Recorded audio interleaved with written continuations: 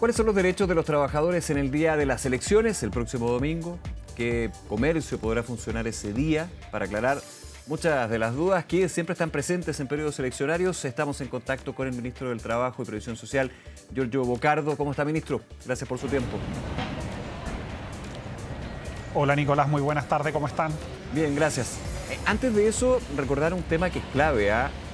Por ley hay una obligación del empleador a dar un espacio de tiempo para que los trabajadores ese día domingo vayan a trabajar, vayan a votar, a cumplir con su deber cívico. Efectivamente, lo primero es que el día 16 de noviembre, el domingo, van a haber elecciones presidenciales y parlamentarias, y el llamado que estamos haciendo como gobierno es a votar informados, a leer los programas y a hacer valer el voto, porque es muy importante para nuestra democracia. En ese marco, recordarle a los empleadores que los trabajadores tienen el derecho a poder ir a votar, y en caso de que tengan que trabajar ese día domingo, tienen un permiso para ausentarse por un mínimo de 3 horas. ¿Qué significa esto? Que el trabajador puede ir a votar, tiene un plazo mínimo de 3 horas, si por alguna razón y contingencia demora un poco más, puede realizar este ejercicio ciudadano, y esa ausencia no puede ser considerada ni para descuentos ni como un tiempo que después tiene que compensar. Es parte de los derechos que tienen los trabajadores, y por lo tanto que todos los trabajadores que van a trabajar el domingo sepan que tienen al menos 3 horas para ir a votar, y que es una obligación del empleador entregarles estas facilidades para que puedan desempeñar este deber ciudadano. Sí, importante eso. Ministro, ¿qué pasa si a un trabajador o trabajadora su empleador no le permite ir a votar? O sea, está incumpliendo la ley, pero ¿qué puede hacer en ese caso? Bueno, lo primero, y como es costumbre, lo primero es que lo que suele ocurrir es que empleadores y trabajadores se ponen de acuerdo. Por ejemplo, el trabajador podría ir al inicio de la jornada, ir a votar y después ir a su lugar de trabajo, o bien al finalizar de la jornada, pero lo importante es que el derecho es del trabajador, por lo tanto el trabajador tiene la potestad de ausentarse para poder ir a votar. ¿Qué pasa si es que el empleador no se lo permite? El trabajador puede establecer la denuncia en la inspección del trabajo respectiva. También puede hacerlo a través del 600-450-4000 de la inspección del trabajo, y esta denuncia le va a servir como una constancia en caso de que no haya podido ir a votar y que efectivamente le pudieran cursar una multa. Pero de todas maneras nosotros vamos a estar desplegados en terreno con planes de fiscalización, y una vez que se establezca la denuncia se va a ir a fiscalizar in situ. Vuelvo a insistir, el llamado es que a los trabajadores y empleadores se coordinen para que se pueda realizar de buena manera, que se distribuyan durante la jornada si es que son muchos los trabajadores que tienen que ir a votar, pero el llamado es a la coordinación, que es lo que sabemos que hacen la mayoría de las empresas. Pero volver a insistir que es un derecho del trabajador, y por lo tanto él puede ausentarse por un mínimo de 3 horas, y esto no le significa ni descuentos remuneracionales ni que tenga que compensar estas horas de ausencia. En caso, por ejemplo, de haber filas o aglomeración de personas en el lugar de votación y el trabajador se demora más de 3 horas, tiene este derecho para poder ausentarse.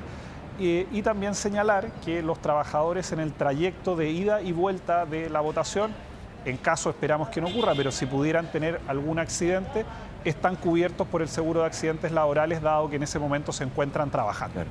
Ahora, otro punto, y usted dice, en la mayoría de los casos, y así ha sido ya por tradición y porque corresponde por la norma, por la ley, digamos, hay una coordinación entre empleador y empleados, pero si, por ejemplo, se obliga al trabajador o trabajadora a ir a votar durante su hora de colación, ¿ahí qué pasa?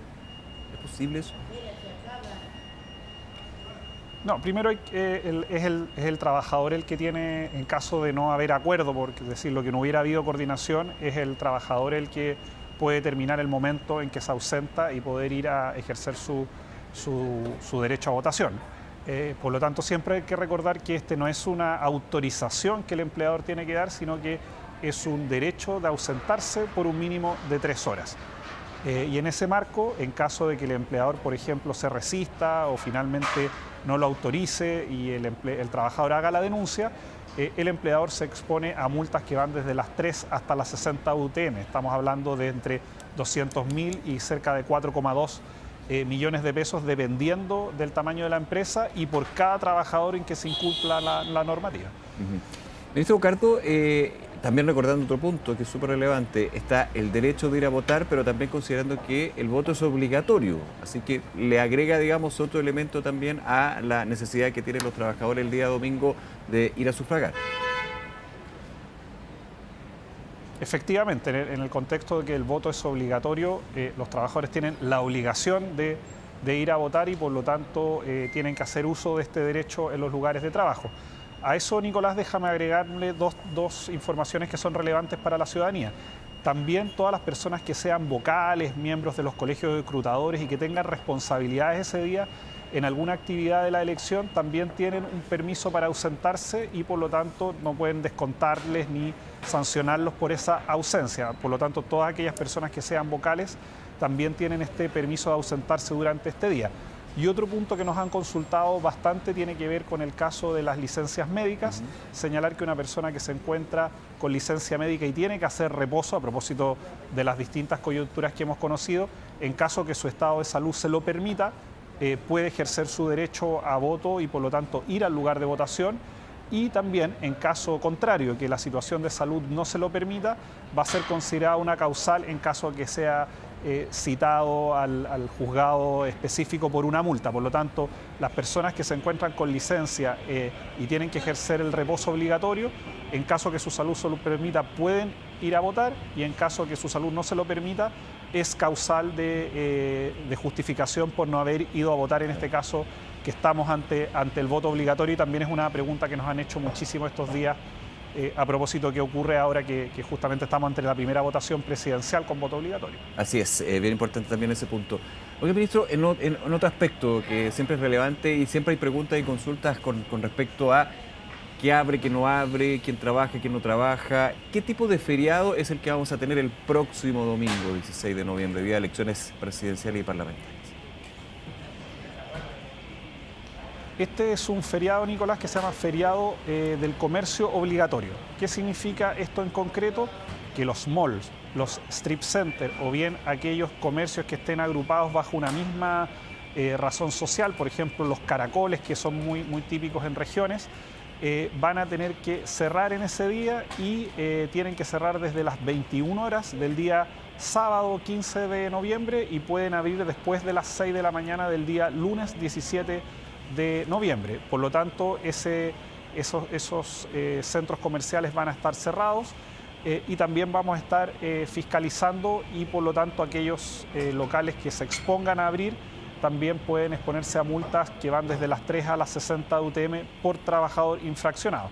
Por lo tanto, también el llamado es a que estos grupos de mall y strip center van a estar cerrados y el horario de cierre es desde las 21 horas del día sábado hasta el lunes a las 6 de la mañana y donde van a estar cerrados porque es lo que la ley establece. Sí, ahora, me imagino que también los canales y vías de denuncia, si eventualmente en uno de estos lugares se abre un comercio, se obliga a que los trabajadores vayan, ¿son los mismos a través de la Dirección del Trabajo? Primero señalar que los equipos de la Dirección del Trabajo tienen desplegados planes de fiscalización y por lo tanto van a estar desplegados en terreno en los distintos puntos del país donde potencialmente podrían haber este tipo de infracciones en este tipo de comercios. Segundo, los trabajadores que sean llamados a trabajar ese día y que el empleador potencialmente defina abrir, pueden realizar la denuncia, ya sea en la inspección del trabajo de manera virtual, a través de la página web de la Dirección del Trabajo, lo pueden hacer también a través de una inspección, una oficina física, o bien a través del teléfono 600-450-4000. En cualquiera de los tres casos, lo que se activa es inmediatamente una fiscalización en terreno de un inspector del trabajo y se producen dos situaciones. La primera es que ante el hecho se va a multar a la empresa entre 3 y 60 UTM, dependiendo del tamaño de la empresa, por cada trabajador que en ese momento se encuentre trabajando en el lugar. Y segundo, se tiene que cerrar el local. Por lo tanto, el llamado también a los empleadores es que no se expongan ni a multas y además al cierre del local por ese día. Y el llamado a los trabajadores en caso que ocurra esta situación es a denunciar por los canales pertinentes. Pero vamos a estar desplegados con los equipos en terreno justamente también para estar haciendo visitas en aquellos lugares que potencialmente podrían producirse estas infracciones. Perfecto. Ministro Yoyo Bocardo, nos quedan unos minutos, déjeme llevarle un tema de la contingencia que también estamos siguiendo, ¿no? La discusión del proyecto de ley de presupuesto en el Congreso, en lo que tiene que ver con su cartera, con el Ministerio del Trabajo y Previsión Social. ¿Cómo están viendo la discusión y lo que sucedió en lo último en términos de votaciones con los rechazos por parte de la Comisión Mixta de Presupuesto? Mira, señalarte, Nicolás, que a nosotros en la tramitación que nos tocó tener a propósito de la partida de trabajo y previsión social, fuimos bastante claros en términos de que nuestro presupuesto aseguraba tanto los beneficios que entrega la reforma de pensiones en materia de PGU y otros beneficios que se van a entregar durante el 2026 en adelante, también ciertos programas que están asociados a subsidios al empleo y por lo tanto era una partida que tenía restricciones en términos de gastos de personal o en gastos de otro tipo, pero que buscaba asegurar el gasto social y también el gasto en materia de empleabilidad y de intermediación laboral, que entendemos que son preocupaciones ciudadanas y también preocupaciones de la oposición. En ese marco dimos todas las respuestas técnicas, los informes y por lo tanto nos sorprendió que el rechazo de la partida, de una partida tan relevante como es la partida de trabajo, donde además están incorporadas las partidas de beneficios sociales asociados a la PGU, se hubiera rechazado pese a que en el debate se planteó que eran partidas muy necesarias. Y por lo tanto, evidentemente nos preocupa que esta partida efectivamente haya sido rechazada. Que de momento señalarle también a la ciudadanía que si bien hay una serie de beneficios que están fijados por ley en los distintos cuerpos normativos, también hay otras partidas asociadas a la empleabilidad que pueden estar en riesgo en la medida que el presupuesto no avance. De todas formas, como lo ha señalado el ministro Grau, vamos a seguir trabajando para que efectivamente se pueda avanzar en el presupuesto de trabajo y previsión social, que es un presupuesto clave, muy neurálgico para el pago de los beneficios de la PGU, para el pago de los beneficios de otros aspectos de las pensiones, también de los subsidios al empleo joven, al bono trabajo mujer. Por lo tanto, es un presupuesto muy ciudadano y esperamos que en estas semanas que nos quedan de tramitación se pueda alcanzar un buen acuerdo. Así que nosotros como Ministerio vamos a seguir dialogando, esperando finalmente que el presupuesto que fue presentado y que entendemos que recogimos las observaciones de la oposición se puedan aprobar. Ahora, ministro, ¿cuáles partidas con respecto a empleabilidad están en riesgo con lo que hoy está sucediendo con el proyecto de ley de presupuesto? Mira, por el lado de los presupuestos asociados a PGU o el subsidio al empleo joven, bono trabajo mujer, son partidas que están fijadas por ley, por lo tanto sí. Cualquier gobierno tiene la obligación de cumplirlo.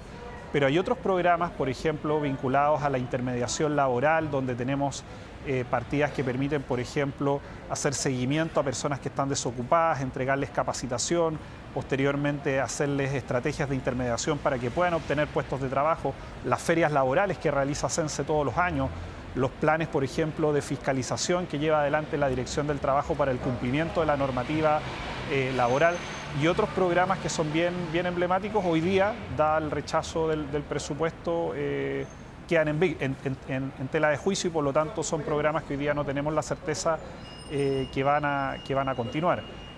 Y señalando que en el debate al menos que tuvimos como ministerio, las dos preocupaciones más importantes que señala la oposición tenían que ver con garantizar el gasto social, que en la propuesta que hicimos está garantizado, y por otro lado fortalecer los planes de empleabilidad que son tan neurálgicos para la situación sobre todo de desocupación femenina que estamos viviendo. Entonces, habiendo respondido técnicamente a las preocupaciones de la oposición, evidentemente que sorprende un rechazo de estas partidas que son tan emblemáticas. ¿Usted ve un rechazo más bien electoral que técnico-político en lo que está sucediendo?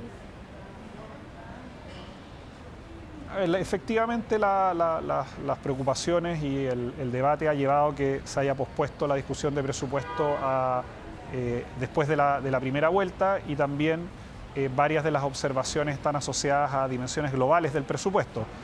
Nuestra preocupación, más allá que todavía nos quedan semanas para poder hacer esta tramitación, que para lograr una buena ley de presupuesto se requiere mucho trabajo legislativo, no solamente la presentación inicial del presupuesto. Entonces, en la medida que uno deja pasar semanas y llega a estas últimas 2 semanas de noviembre a discutir, efectivamente tiene menos tiempo y esos espacios de construir una buena legislación se restringen. fue la decisión que tomó la oposición en este marco. Evidentemente nosotros teníamos la disposición a avanzar durante estas semanas en materia presupuestaria, pero a nosotros como Ejecutivo lo que nos corresponde es seguir dialogando para poder aprobar la ley de su presupuesto. Así que esperamos también que haya mayor apertura para que la podamos discutir de buena manera en los momentos que nos quedan. Bien, ministro Giorgio Bocardo, ministro de Trabajo y Previsión Social, gracias nuevamente por su tiempo, ministro, que esté muy bien.